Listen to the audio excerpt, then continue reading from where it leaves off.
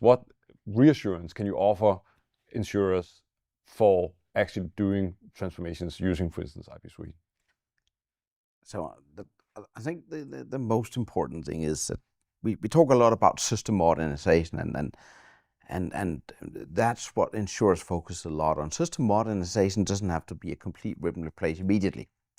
You can do that gradually, which means you don't necessarily have to replace your core system overnight. I think with IBSuite we've designed things that we don't have to be the center of the universe first and foremost.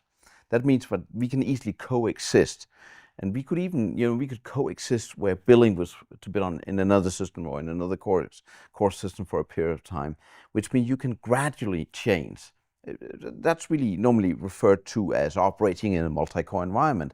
And I think it becomes more and more seen out there that operating in a multi-core environment is one of the key things to reducing risks. You're actually not going to change your existing business. I think Fabio addressed this earlier as well, that you would do a greenfield approach first and start transacting new business while you would keep your existing portfolio on the old platform, and then gradually migrate whenever there's a time for it in the business, and so on and so forth.